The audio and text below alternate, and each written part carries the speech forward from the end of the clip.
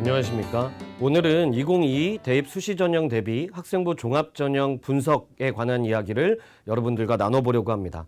저는 서울 오산고등학교의 교사 박정준입니다.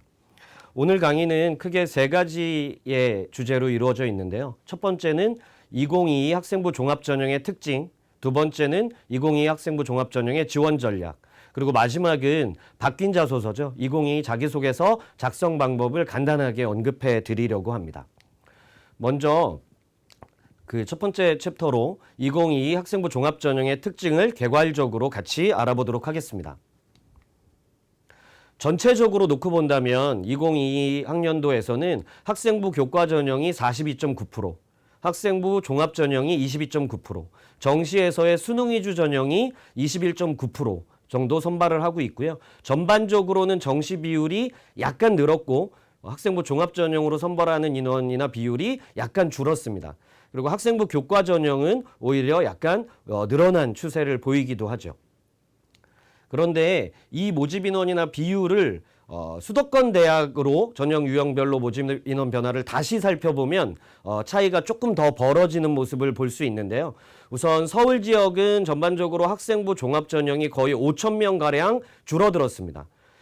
인천 지역은 한 48명 정도 줄었고 경기 지역도 한 600명대, 661명이 줄었습니다. 그래서 학생부 종합 전형은 전반적으로 인원이 많이 줄어들었고요. 수능 같은 경우는 서울 지역이 5,309명 늘어났고 인천 지역도 203명, 경기 지역도 1,407명 늘어나는 등 수능 정시 위주 전형은 늘어난 모습을 보이고 있습니다. 학생부 교과 전형은 지역균형 전형, 즉 학교장 추천 전형이 많이 신설되면서 1,596명이나 증가했고요. 그래서 학생부 종합 전형을 위주로 지원을 전략을 짜는 학생들도 올해 같은 경우에는 학추, 지역균형 전형을 함께 고려하면서 전략을 짜는 것이 예년보다 중요해진 입시가 될 것 같습니다. 우선 서울 소재 대학 학생부 종합전형 모집 인원 변화를 살펴보도록 하겠는데요. 전반적으로는 대부분의 대학이 많이 줄어들었습니다. 그래서 건대도 60명이 줄었고 특히 고려대가 감소폭이 크죠. 교과 전형으로 전형이 옮겨가면서 일반 학업부 수형 학종은 315명이나 줄어들었고 계열적 합평도 72명이 줄어들었습니다. 서강대의 경우도 1차, 2차로 나누어서 모집하던 학생부 종합전형이 일반 전형으로 통합되면서 208명이나 감소했고요. 성균관대는 계열 모집과 합과 모집 모두에서 325명, 158명이 감소했습니다. 전반적으로 학생부 종합전형 모집 인원 변화의 폭이 큰 대학들은 지원할 때 그런 모집 인원의 변화도 참고를 하셔야 될 것 같습니다. 숙명여자대학교는 서류형과 면접형 모두 인원이 조금 감소했고요. 연세대학교도 마찬가지로 학교장 추천 전형이 신설되면서 학생부 종합 활동 우수형이 228명이나 줄어들었습니다. 중대 같은 경우는 다빈치와 탐구형 인재 모두 소폭이지만 인원이 오히려 늘었고요. 한국외대 학생부 종합 전형 서류형도 523명이나 늘어났습니다. 홍익대학교도 학교생활 우수자 전형이 159명 늘어났습니다. 그래서 전체적으로는 많이 줄어들었지만 인원이 오히려 증가한 학교도 있다는 것이 올해 학생부 종합전형 모집 인원에서는 특징이라고 볼 수 있겠습니다. 다음은 2022 주요 대학 학생부 종합전형 변경 사항인데요. 가톨릭대 같은 경우는 변경 내용이 1단계 합격자 배수가 변경되었습니다. 근데 건대 같은 경우는 교과 전형으로 학교 추천 자체가 전형이 아예 옮겨갔고요. 경인교대가 학교장 추천이 학생부 종합 전형으로 신설되었는데 대부분의 교대들은 학교장 추천 전형이 교과 전형으로 신설됐거든요. 근데 경인교대는 학생부 종합 전형 서류 100으로 전형이 신설됐다는 게 교대 가운데서는 좀 특징적인 사안입니다. 경희대 같은 경우는 전형 자체는 변화가 없지만 네오 르네상스 전형이 수능 최저학력 기준이 적용되지 않는 전형이었잖아요. 근데 올해부터는 수능 최저학력 기준이 2개 합 5, 인문 자연 모두 2개 합 5로 신설 적용되었습니다. 수능 최저학력 기준이 적용되었다는 게 가장 큰 특징이 될 거고요. 고려대학교 같은 경우도 합격자 배수 변경되었고요. 국민대학교는 전형명과 전형 방법이 변경되었습니다. 동국대 같은 경우는 마찬가지로 학교장 추천 인재가 교과 전형으로 변경되었고 이런 대학들이 많죠.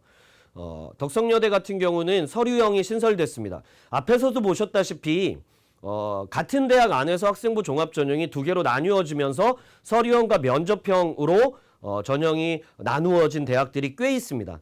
그러면 그 같은 대학 안에서 학생부 종합 전형 선발하는 평가 기준이라든가 평가 요소별 반영 정도를 좀 따져볼 필요가 이제 생겼습니다.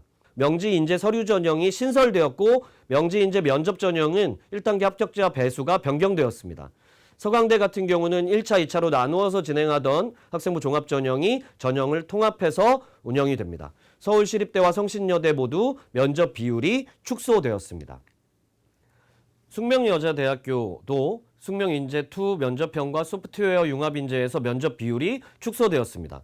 연세대 면접형의 경우는 교과 전형으로 변경되었고요. 연세대 활동우수형과 국제형의 경우는 수능 최저학력 기준이 적용되기 시작했습니다. 국제형 같은 경우는 국내고 졸업 예정자와 졸업자가 적용 대상이고요. 중앙대와 한성대는 모두 전형 방법이 변경되었습니다. 학생부 종합 전형을 이제 유형별로 한번 살펴볼 건데요. 첫 번째 유형은 일괄합산 전형입니다. 일괄합산 전형 가운데에서도 서류 100으로 진행하는 전형이 있고 서류와 면접이 모두 진행된 후에 일괄합산하는 경우가 있는데 먼저 서류와 면접이 함께 진행되면서 일괄합산하는 대학들을 알아보도록 하겠습니다. 36대, 서울대, 한신대가 그 대학들인데요.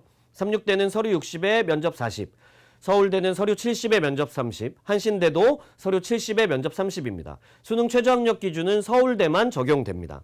이렇게 서류와 면접을 모두 진행하고 일괄합산하는 전형의 특징은 다음과 같습니다. 우선 면접의 영향력이 이 세 대학은 모두 30% 이상입니다. 그래서 서류의 부족함을 어느 정도는 면접에서 보완할 수 있는 형태의 유형입니다. 또 서류 기반 면접이기 때문에 서류에 대해서 충분히 숙지하면서 면접을 준비하는 것이 상당히 중요하고요. 서울대가 코로나19로 인해서 수능 최저학력 기준을 세계 3등급으로 변경했고 최저학력 기준을 완화했기 때문에 최저학력 기준을 달성하는 학생들은 더 많아지겠죠. 그러다 보니까 서류와 면접의 영향력이 이전보다 더 커졌다라고 볼 수 있겠습니다. 마찬가지로 첫 번째 유형인데 얘는 서류 100으로만 선발하는 전형들이에요. 앞에서는 서류와 면접으로 선발하는 전형을 봤잖아요. 이 대학들은 서류 100으로 선발하는 전형들입니다. 빨간색으로 표시되어 있는 대학들은 올해 신설된 대학 전형들입니다. 그리고 밑에 이화여대 미래인재 전형과 홍익대학교의 학교생활 우수자 전형은 서류 100으로 일괄합산하면서 동시에 수능 최저학력 기준이 적용되는 대학입니다. 이러한 대학들의 특징은 다음과 같습니다. 우선 잘 보셔야 할 것이 뭐냐면 제출 서류가 어떤 서류들을 제출해야 되는지 목록을 좀 보실 필요가 있는데요. 자기소개서를 제출하는 대학도 있지만 자기소개서를 제출하지 않는 대학도 있습니다. 그러니까 자기소개서를 제출하지 않는다라고 할 때는 이때의 서류백은 학교생활 기록부만으로 평가하겠다라는 거죠. 그래서 제출 서류 목록을 잘 보셔야 되고요. 그다음에 학생부의 경쟁력을 두고 지원 서류를 결정해야 합니다. 우선 서류 100이고요. 자기소개가 있다고 하더라도 대학마다 자기소개서를 읽어내거나 평가에 반영하는 것들은 조금씩 차이가 있겠지만 학생부 종합전형에서는 그래도 학생부 경쟁력이 있어야 합격 가능성이 더 높아지겠죠. 그래서 서류 100인 전형은 기본적으로 지원을 할 때 학생부 경쟁력을 염두에 두고 지원 전략을 짜야 합니다. 앞에서 말씀드린 바와 같이 경인교대, 국민대, 덕성여대와 같은 대학들은 서류 100% 전형을 신설했습니다. 이화여대 홍익대는 수능 최저학력 기준이 적용되고요. 이런 수능 최저학력 기준을 달성할 수 있는지에 대한 여부를 충분히 고려해서 지원 전략을 수립해야 됩니다. 수능 최저학력 기준을 달성할 수 있다면 실질 경쟁률은 더 낮아질 거고 그만큼 합격의 가능성이 어느 정도 높아질 수 있기 때문에 그렇습니다. 다음은 두 번째 유형으로 단계별 전형을 실시하는 대학들을 살펴볼 텐데요. 앞에서 살펴봤던 유형들에 비해서 대학이 훨씬 더 많죠. 수도권 대학만 살펴보더라도 이렇게 단계별로 전형을 실시하는 대학이 많습니다. 마찬가지로 밑에 가천대 의학학이라든가 가톨릭대 의예나 약학, 또 경희대 네오르네상스, 고려대 학업우수형, 서울교대 교직인석 우수자, 아주대 에이스 의예과, 연세대 활동우수형과 국제형은 수능 최저학력 기준이 적용됩니다. 대부분의 경우는 의학학 계열에서 수능 최저학력 기준이 적용되는데요. 그중에 경희대와 연세대는 빨갛게 표시해놨지만 올해 수능 최저학력 기준이 새롭게 생긴 대학들입니다. 단계별 전형은 다음과 같은 특징을 가지고 있습니다. 우선 단계별 전형이 앞에서 일괄합산하는 대학에 비해서 훨씬 많죠. 그래서 가장 많은 학생부 종합전형의 전형 방법이고요.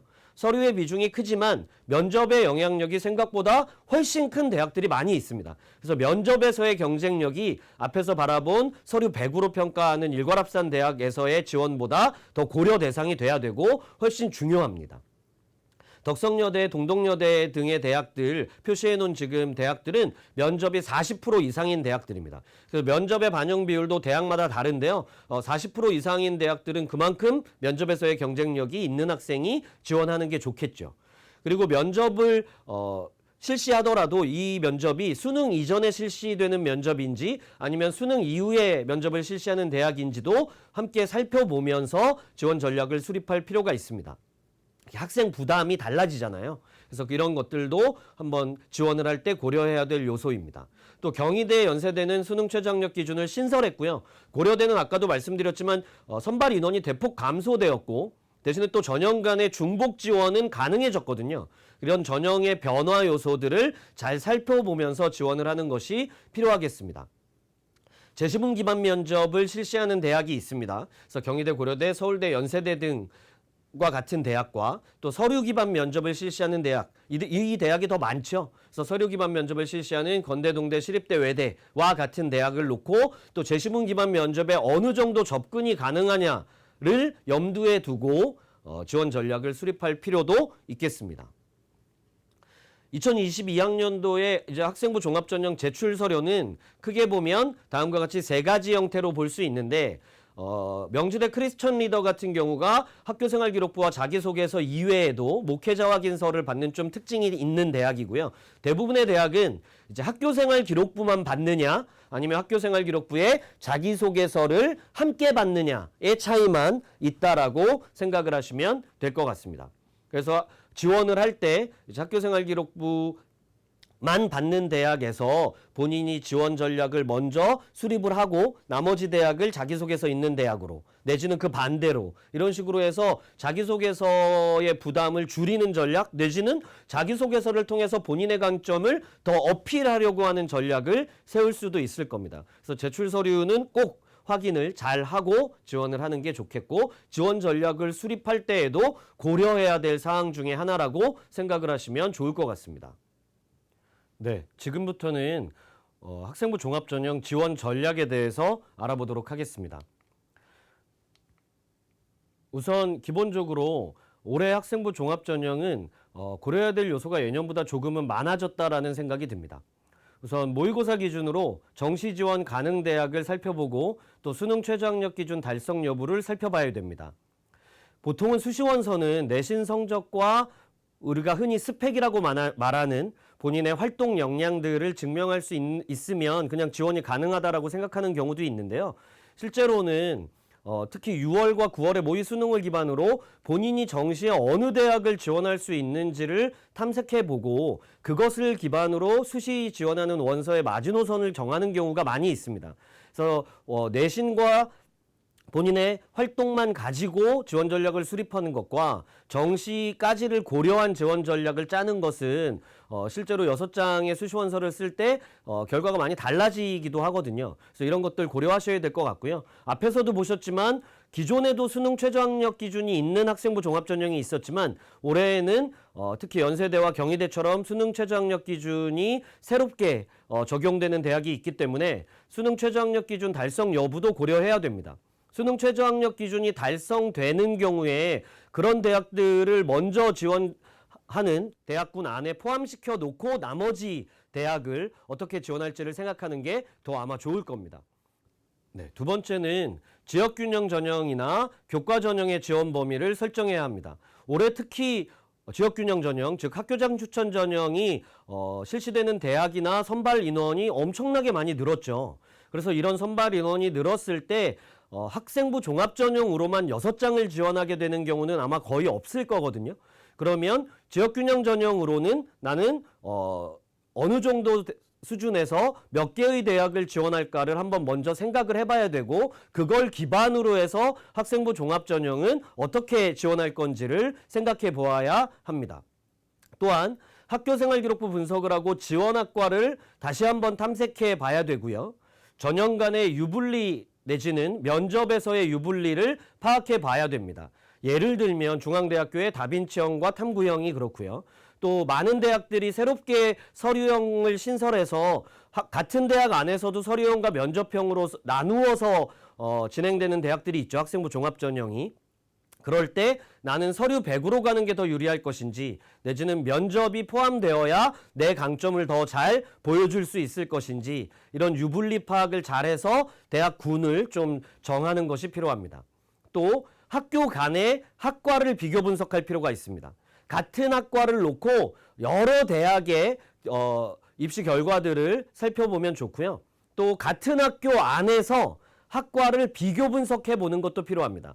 유사한 전공적 합성 내지는 계열적 합성을 가지고 있어서 경쟁률이라든가 입시 결과가 같은 학교 안에서도 좀 더 유리한 경우들, 내가 학과를 이렇게 전환하면 또 지원할 수 있는 학과들이 분명히 있을 수 있거든요. 그래서 학교 간의 학과별로 비교하는 것과 학교 내에서 학과들 사이에 비교 분석하는 작업을 해야 되는데 이럴 때에는 센진학이라던가 대기업 상담 프로그램 내지는 교육청에서 나오는 수시 전형 분석 책자를 활용하시는 게 좋습니다. 학생부 종합전형 지원 대학과 학과를 또 그래서 결정을 해야 되고요. 이런 결정이 있은 후에는 또 대학별로 3번이 자율문항이라 다를 수 있죠. 그래서 1, 2번 공통문항을 먼저 작성해 두고 이후에는 3번 자율문항까지 작성을 하면서 자기소개서 작성을 마무리 짓고 면접 준비에 들어갈 수 있고요. 그럴 때에는 학생부 종합전형 가이드북이라든가 전공 학과 가이드북을 활용하시면 도움이 많이 될 수 있습니다. 그리고 이런 모든 지원 전략들을 조금 더 파악을 할 때 대학별로 뭔가를 바라본다라고 한다면 수시 전형 분석 책자에 대학별로 분석과 전략이 들어가 있거든요. 그 분석과 전략에 좋은 정보가 많이 들어가 있으니까요. 대학별로 비교할 때도 그렇고 학과 안에서 입시 결과를 비교할 때 그 책자를 활용하시면 좀 더 지원 전략을 수립할 때 조금 더 합리적으로 6장을 잘 쓸 수 있지 않을까라고 생각을 합니다. 네, 앞에서 말씀드린 바와 같이 정시지원 가능권을 파악해서 수시지원 전략을 수립하는 것이 상당히 중요한데요. 전반적으로는 이 정도의 백분위 성적을 가지고 있으면 이 정도 대학을 갈 수 있다는 참고선에서 표를 한번 봐주시면 좋을 것 같고요. 교육청에서 활용하는 센진학 프로그램에서도 모의고사 성적을 넣으면 정시지원 가능권 대학을 볼 수 있게 돼 있습니다. 그래서 수시원서를 쓰는 것이지만 정시지원에 가능한 대학을 파악해서 지원 전략을 수립하시면 좋겠습니다. 자연계열은 대략적으로 다음과 같고요. 개인의 모의고사 성적을 담임선생님과 상담하실 때 센진학 프로그램을 활용해서 또 지원 가능권을 한번 살펴보면서 지원 전략을 수립하는 것이 필요합니다. 두 번째는 학생부 종합전형 지원 전략을 수립할 때 올해 같은 경우는 학교장 추천 전형에서 내가 어디까지를 지원할 것인지에 대한 범위를 설정하고 그 이후에 학생부 종합전형 대학은 어떻게 지원할 건지 전략을 세우게 될 가능성이 상당히 높죠. 우선은 학교장 추천 전형이 신설이 되면서 너무 많은 대학에서 너무 많은 인원을 선발합니다. 그래서 나는 6장의 원서 가운데 학교장 추천 내지는 일반적인 교과 전형을 포함해서 어느 대학의 학교장 추천 전형을 지원할 것인지를 먼저 좀 살펴보고 그 이외의 대학들을 지원 범위 안에 넣고 지원 전략을 수립하는 게 필요하고요. 또 몇몇 대학은 앞에서도 말씀드렸지만 같은 대학 안에서 다른 전형들은 다 복수로 지원하는 것이 가능한 경우들이 많기 때문에 학교장 추천 전형으로 지원한 대학인데 학생부 종합 전형으로도 다시 한번 똑같은 대학을 더 지원할 건지 여부 등도 그럴 때 같이 고민을 해볼 수는 있을 것 같습니다. 그 다음은 이제 학생부 분석을 해야 되는데요. 지금부터는 몇몇 대학의 연구 자료들을 보여드리려고 합니다. 2018년도 숭실대 연구자료를 기반으로 놓고 봤을 때 전반적으로 전공 적합성 측면에서는 교과 성적과 더불어서 창체 동아리 활동을 상당히 중요하게 보는 경향을 보이고 있고 또 창체 동아리가 1순위와 2순위 안에 들어가 있는 경우가 상당히 많죠. 그래서 동아리 활동 특기사항 같은 경우는 그 학생이 가지고 있는 전공 적합성 내지는 계열 적합성을 보는 기록으로 아주 활용도가 높다라고 생각을 하실 수 있을 것 같습니다. 다음은 좀 특이할 만한 사항은 종합의견인데요. 종합의견도 1, 2순위 안에 들어가면서 평가되는 경우가 많은 것으로 연구 결과가 나왔는데요.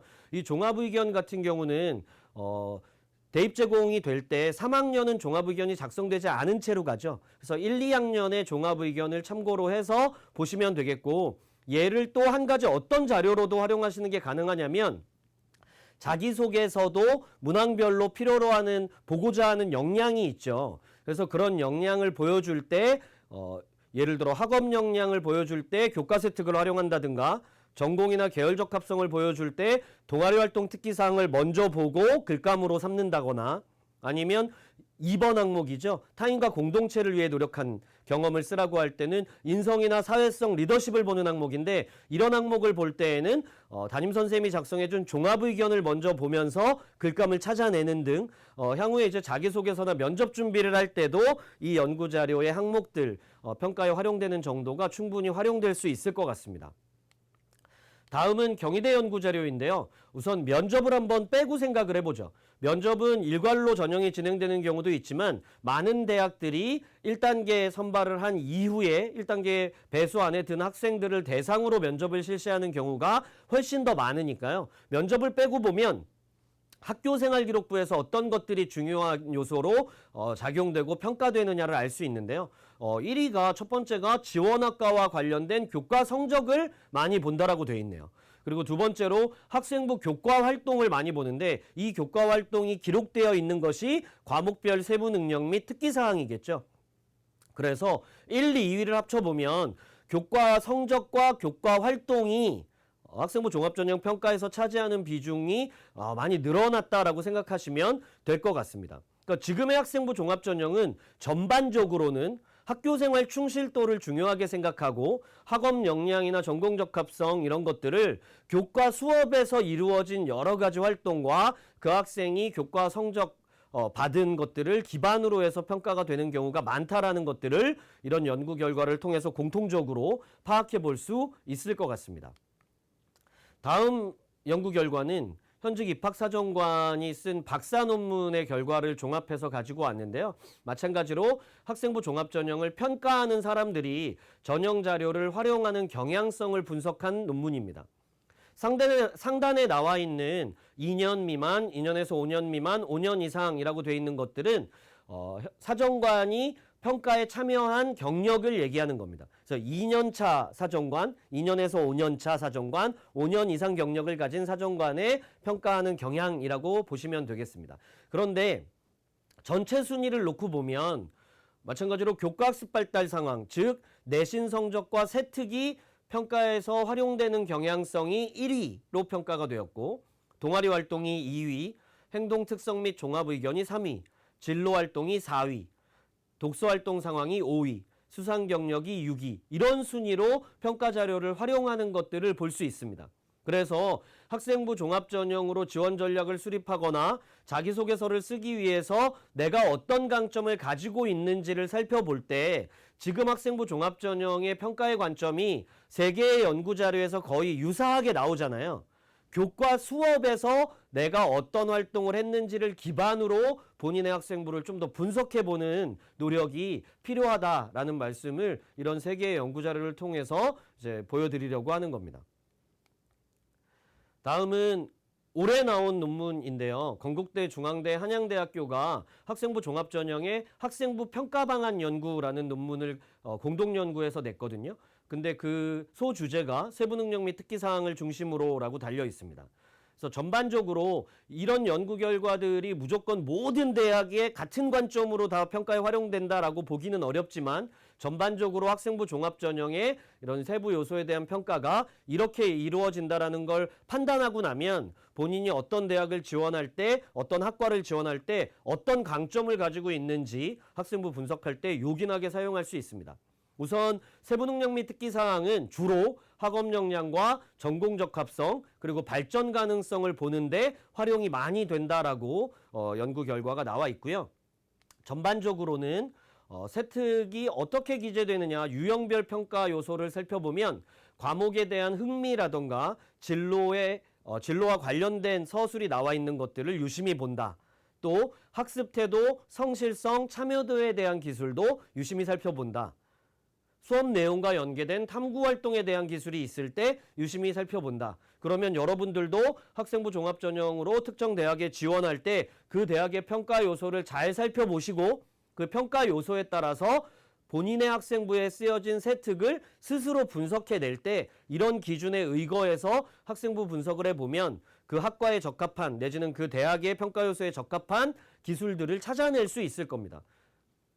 다음은 이 연구 안에서 지원자 간의 변별을 나타낼 수 있는 기재 유형 몇 가지가 나와 있는데 주목할 만한 내용들은 활동의 결과 이후에 성장 과정을 가늠해 볼 수 있는 내용이 기재가 되면 변별이 된다라고 얘기하고요. 스스로 관련 내용을 심화학습한 경험이라든가 심화학습한 이후에 다른 사례와 응용. 지금 이후라는 말이 자꾸 들어가죠.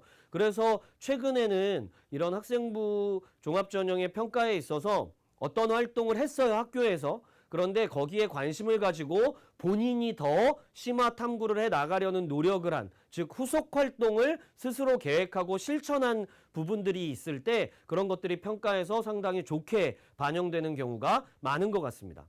그래서 학생 개인의 주도적 노력과 심화 확장하는 탐구 사례도 마찬가지로 해석할 수 있죠. 그래서 키워드를 뽑아보니 자기 주도적인 노력이라든가 심화 확장을 위한 노력, 또 후속 활동을 계획하고 실천하는 측면, 특히 코로나19에 들어오면서 각 대학을 방문해서 사정관들과 대화를 나눠보다 보면 수업을 제대로 듣기 어려운 환경이었고 많은 활동이 위축되어 있잖아요. 그럴 때 학생이 자기주도적으로 어떤 노력을 했다라고 하면 그런 것들이 평가에서 긍정적으로 작용하는 경우가 많다라고들 얘기했습니다. 그런 경우가 아주 많았는데 지금 상황에서는 학생부가 거의 마감이 되고 있는 시점이고 학생부 작성의 주체는 교사지 여러분은 아니죠. 근데 방학 기간이 남아있고 아직 학교생활기록부가 마감되지 않았잖아요. 그럴 때 제가 여러분한테 많이 추천해 드리는 것은 독서 계획을 수립하고 실천하는 것입니다. 마지막으로 본인이 지원하는 학과와 관련된 다양한 독서 활동을 실시하고 나면 그 독서 활동 자체가 본인이 전공의 세부 분야에 관심이 있고 자기 스스로 책을 찾아 읽었고 했던 활동에 대한 심화 지식을 탐구한 것을 보여줄 수 있기 때문에 방학 기간에 고3 학생들이 마지막으로 할 수 있는 가장 좋은 활동은 독서 활동이 아닐까. 그래서 이런 것들, 이렇게 평가한다라는 요소를 알고 학생부 분석을 해내시면 좋을 것 같고 그럴 때 마지막으로 학생부를 보강하는 방법 중에 하나도 독서라고 말씀을 드렸습니다. 그래서 이렇게 학생부를 분석하고 할 때 또 세특기재에서 평가할 활용 항목이 나와 있는데 학생이 제출한 과제물 내용이 평가에 활용되는 경우가 많다고 하네요. 그리고 교과서 내용 기반으로 응용 탐구 활동을 한 것을 평가하는 경우가 많다라고 되어 있습니다.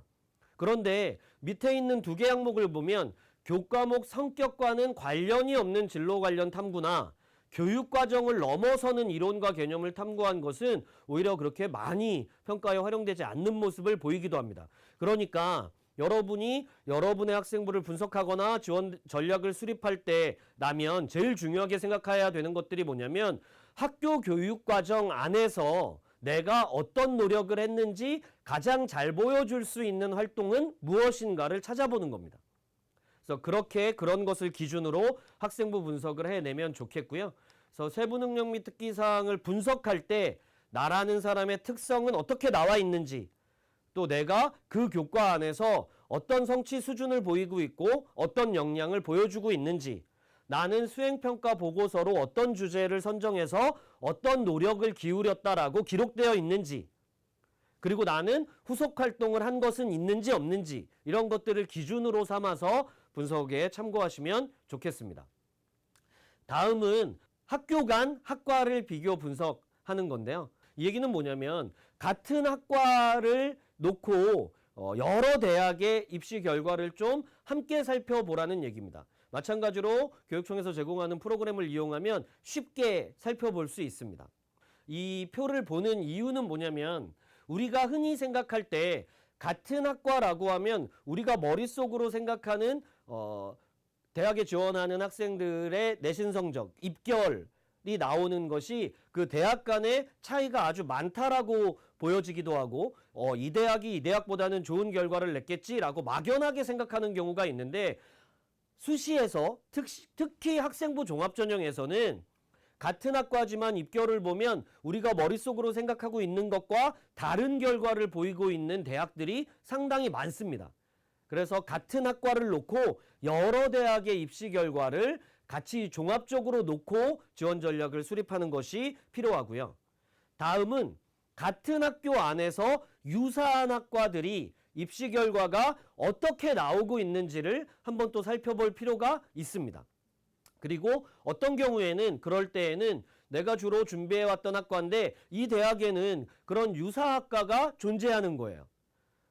지금 색깔별로 표시해 놓은 것들이 예를 들면 물리 기반 학과, 그 다음이 화학 기반 학과, 그 다음이 생명공학 기반 학과를 표시해 놓은 거거든요. 근데 이런 것들 가운데 내가 전공이나 계열적 합성을 보이는 학과가 하나만 있지는 않아요.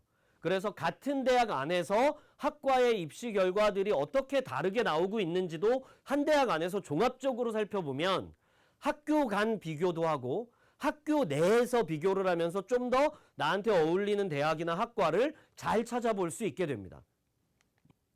다음은 서류형과 면접형인데요. 지금 예로 가지고 온 대학은 숙명인재 전형이에요. 숙명인재 전형 1은 서류형이고 숙명인재 전형 2는 면접형입니다. 그런데 선발 방법이나 전형 요소를 살펴보면 서류형은 대부분의 경우는 서류 100이죠. 복수 지원 가능합니다. 근데 면접형의 경우는 단계형으로 숙명인재 전형은 진행이 되는데 1단계에서 4배수를 서류 100으로 먼저 선발을 하고 그 4배수 학생들을 대상으로 1단계 성적을 60% 반영하고 면접이 40%로 진행됩니다. 이 전형도 마찬가지로 복수 지원이 됩니다. 지금 학생부 종합전형을 실시하는 대학 가운데 같은 대학 안에서도 서류형과 면접형으로 전형을 나누어서 학생부 종합전형을 설계한 대학들이 많이 늘어나고 있거든요. 그래서 이렇게 설계된 전형 안에서라면 나는 어떤 전형을 지원하는 게 더 유리할 것인가를 좀 따져봐야 된다는 거고 그 밑에 평가 요소별 배점을 보니까 서류형이 학업 역량을 더 많이 보죠. 면접형보다. 그 면접형은 계열적 합성을 더 많이 보네요. 숙명인재의 경우는. 근데 타 대학도 대부분의 경우에 서류형이 학업 역량을 조금 더 많이 보고요. 입결도 조금씩은 다 서류형이 내신 성적이 조금 더 높게 형성되는 경향을 보이기는 합니다. 그리고 면접의 실시 유무가 차이가 나죠. 그래서 평가 요소별 배점을 이런 서류형이나 면접형으로 나뉘어진 전형에서는 반드시 확인하시고 또 면접 안에서 내가 어느 정도 강점을 보이고 있는지도 그런 면접 예시 문항이나 이런 것들을 대학 입학처를 탐색하면서 찾아보고 면접 예시 문항으로 내가 이 면접에 충분히 대답을 잘할 수 있는 성격의 면접인지 점검하셔서 지원 전략을 수립하는 게 좋습니다. 또 몇몇은 서류형으로 몇몇은 면접형으로 이런 식으로 나누어서 지원 전략을 짜는 것도 필요할 것 같습니다. 그 다음은 대학별 평가 기준을 확인하는 건데요. 대학마다 학업 역량, 전공적 합성, 또 전공적 합성이라는 말을 계열적 합성이라고 쓰는 대학도 있고 애초에 전공적 합성이나 계열적 합성이라는 용어 자체를 사용하지 않는 대학도 있습니다. 그러니까 대학별로 전형의 주요 특징들이 다르고 역량을 바라보는 것이 다르고 배점이 각각 다 달라요. 그래서 대학별 평가 기준을 한 번씩 확인하시면 좋을 것 같고요. 서류 평가의 요소는 어떤지도 한 번씩 보시면 좋겠습니다. 또 이런 정보에는 역량별로 면접이 어떻게 실시되고 면접 문항은 구체적으로 어떻게 기출문제가 나왔는지도 다 자료가 정리되어 있기 때문에 그런 내용들을 확인하셔서 대학별 평가 기준을 반드시 참고해서 지원을 해야 됩니다. 마지막으로 물론 입시 결과들도 나오니까요. 그런 결과까지 포함해서 종합적으로 내가 지원하기로 한 대학에 대해서 다시 한번 요소별로 기준을 확인해 보는 것이 필요하겠습니다. 다음은 학생부 종합전형 가이드북 활용인데요. 학생부 종합전형 가이드북들을 대부분의 대학이 잘 만들고 있습니다. 그래서 대학 입학처에 들어가면 이런 종합전형 가이드북을 다운받아서 보실 수 있는데요. 대학 가이드북을 다운받아서 이제 탐색을 해보다 보면 서류평가 기준도 나오고 면접평가가 어떻게 진행되는지에 대한 정보도 나옵니다. 뿐만 아니라 각각의 학생부의 요소를 놓고 우리는 이렇게 평가해요 라는 내용들도 살펴볼 수 있고요. 자기소개서 작성의 팁이라던가 면접은 이렇게 진행됩니다. 면접의 팁은 이래요. 이런 아주 좋은 정보들이 많이 나와 있어요. 그래서 지원대학이 어느 정도 결정되고 나면 지원하게 될 대학의 입학처에 들어가서 학생부 종합전형 가이드북을 꼭 탐색하고 내용을 확인해 보시기 바랍니다. 그 다음은 전공 가이드북인데요. 이건 뭐 대학별로 나온 대학도 있고 나와 있지 않은 대학도 있지만 최근에는 많은 대학이 학생부 종합전형 가이드북 외에도 전공 내지는 학과 가이드북을 많이 발간을 하고 있습니다. 이 파일들도 입학처에 들어가면 다 다운받을 수 있는데요. 입학처에 들어가서 내가 지원하고자 하는 학과의 특성은 어떤지, 예를 들어 같은 학과인데요. 두 대학의 전공 가이드북을 놓고 보면 두 대학이 이름은 같지만 그 학과 안에서 주로 탐구되는 영역들, 전공의 영역들, 배우게 될 내용들은 좀 상이한 경우들이 꽤 있습니다. 그래서 지원하게 되는 대학의 성격에 맞게 자기소개서를 작성하거나 면접 준비를 하기 위해서는 그 대학에서 발간하고 있는 전공이나 학과 가이드북을 보면서 세부 전공 영역을 한번 탐색해 본다든가 하는 노력을 할 필요가 있습니다. 최근의 대학 가이드북들은 전반적으로 이런 세부 전공 영역들을 되게 잘 보여주거든요. 그래서 이런 세부 전공 영역들을 보면서 내 학생부를 분석할 수 있습니다. 나는 이 전공 영역의 어느 분야에 집중해서 탐구했지? 라고 하는 것들을 이 가이드북을 보고 학생부를 분석하는 것과 가이드북을 전혀 활용하지 않고 자기 학생부를 분석하는 게 많이 다르거든요. 그래서 학생부를 분석할 때에는 이런 전공이나 학과 가이드북도 잘 활용을 하시기를 바랍니다. 이런 학년별 전공 과목에 대한 안내도 나오고요. 또 블루오션은 어떤 게 있는지 뭐 이런 것들 다양하게 안내가 되니까 참고하시기 바라고요. 이거는 또 다른 대학의 가이드북인데 주요 요즘의 경향은 이런 전공학과 가이드북들이 전공 과목들을 분류해서 보여주고 있거든요. 그래서 여러분들이 지원 동기를 구체적인 세부 분야를 포함해서 작성하라고 할 때 이런 세부 전공 분야가 뭐가 있는지 보고 그 전공 분야에 대한 내 활동은 어떤 게 있는지를 분석하면 이게 자기소개서를 쓸 때도 훨씬 구체적으로 접근할 수 있게 만들어줍니다. 그래서 이런 가이드북은 충분히 참고하셨으면 좋겠습니다. 가이드북을 놓고 자신이 수행한 활동을 한번 분석해보고 그래서 학생부 분석을 하고 나면 여름방학에 내가 추가로 독서할 내용은 어떤 게 있는지를 좀 더 확보하고 실제로 그 책을 읽어서 학생부를 마무리하는 방향으로 가면 지금 현재 고3 학생이 방학 기간을 이용하고 상담이 끝나고 지원할 때까지 학생이 할 수 있는 활동으로 충분할 것 같아요. 그래서 가이드북을 보고 학생부를 분석하면서 추가적으로 할 수 있는 활동이 있다면 그런 것도 한번 기획하고 실천해 봐야 될 것 같습니다. 네, 다음은 자기소개서 작성 방법에 대해서 함께 알아보도록 하겠습니다.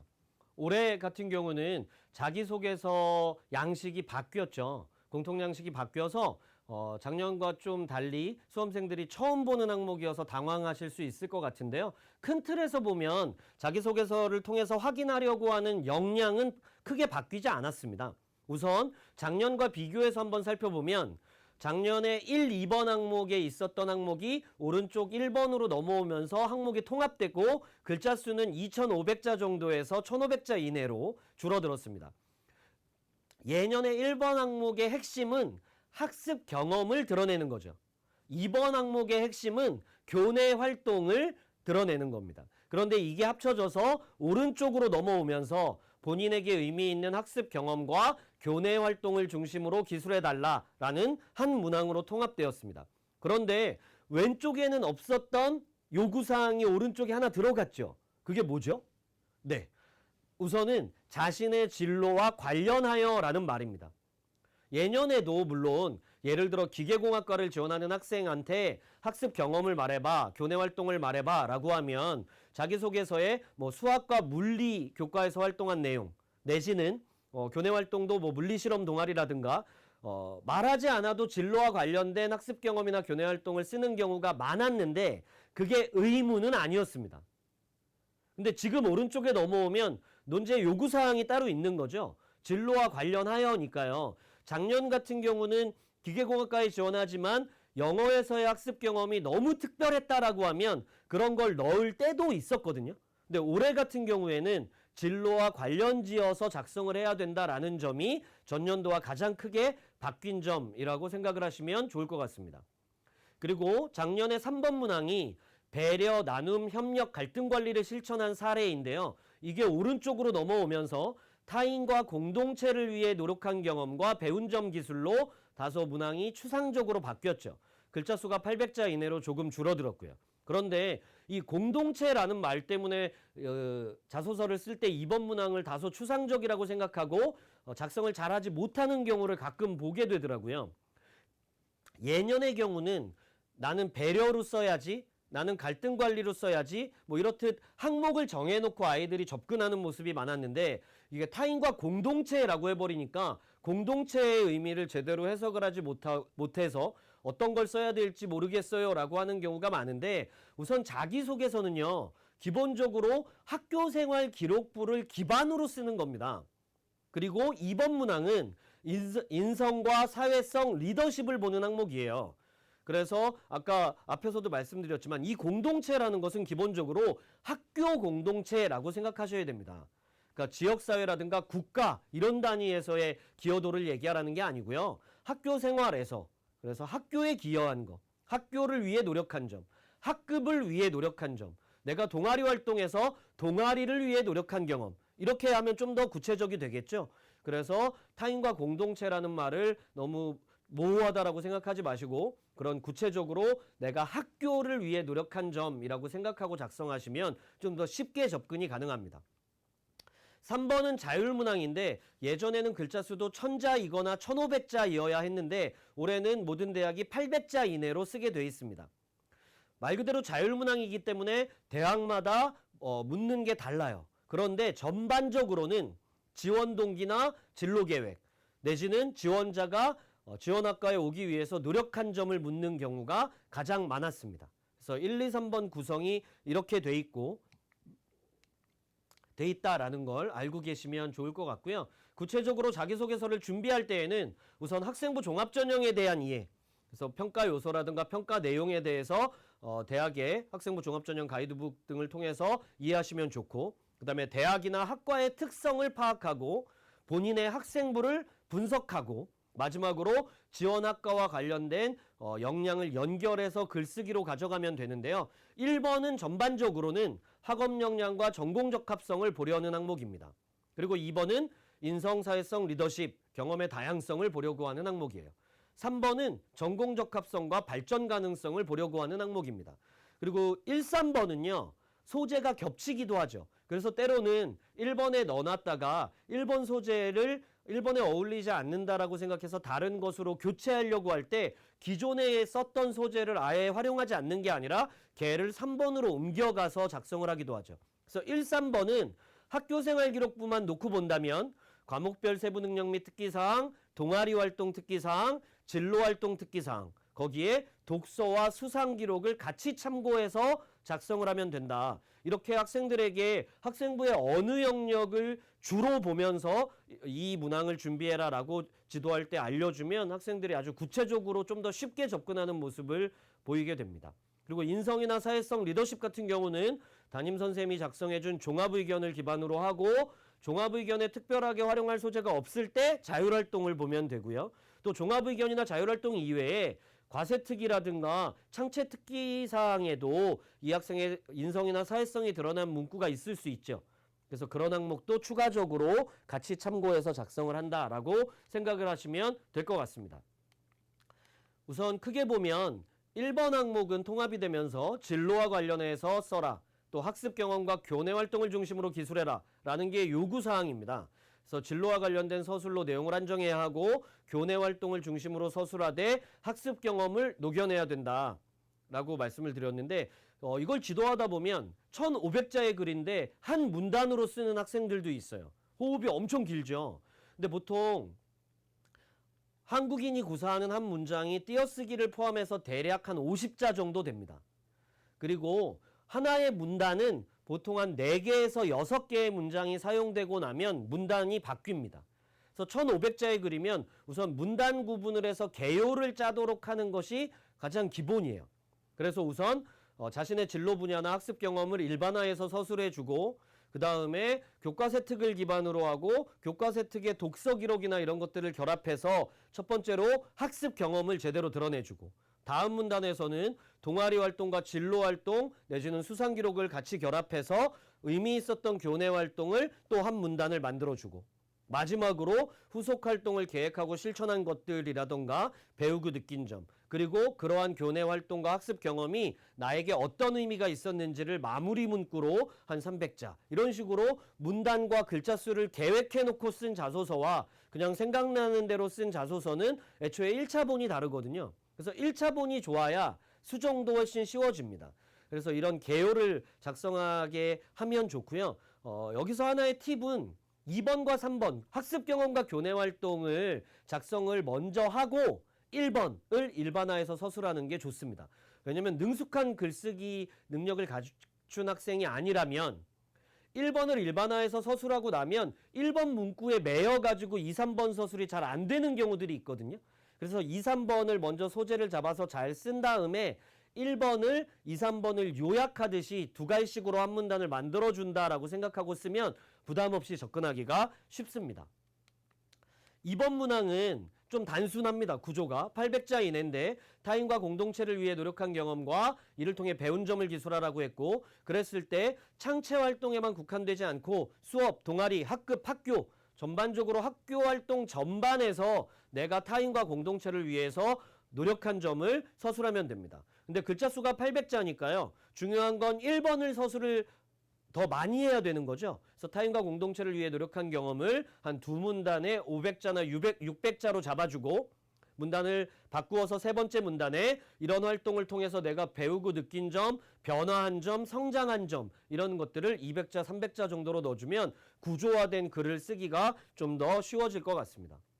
마지막으로 3번인데요. 3번은 대학마다 다른데 지원하게 된 동기와 노력한 과정을 구체적으로 기술하라는 사례가 좀 많은 것 같아서 이 문항으로 준비해 봤습니다. 그래서 800자를 쓰게 된다면 우선 지원 동기와 노력한 과정 두 가지 요구사항이 있는 거죠. 그래서 가이드북이나 학생부를 참고해서 세부 전공 분야를 포함해서 구체적인 지원 동기를 서술하는 게 필요하다.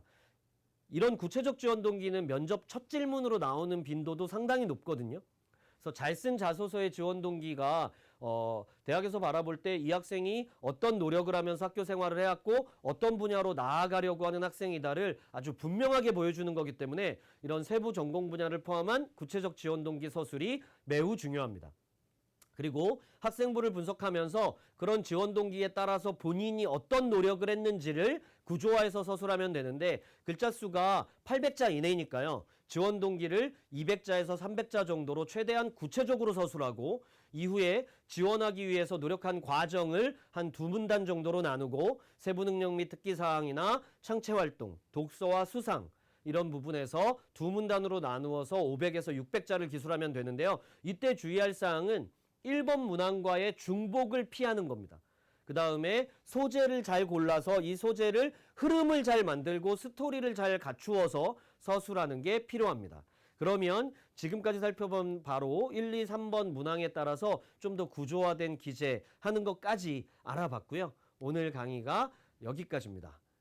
네, 자기소개서 준비를 안내하는 것으로 오늘의 강의는 마치도록 하겠습니다. 학생부 종합전형은 재학생들이 3년간 활동한 결과들을 바탕으로 지원하는 전형이죠. 그리고 재학생들이 가장 많이 지원하는 전형이기도 합니다. 그래서 여러분들께서 오늘 강의를 기반으로 좋은 지원 전략을 수립하시고 그 지원 전략으로 지원한 대학에서 좋은 결과가 있기를 바라겠습니다. 긴 시간 들어주셔서 감사합니다.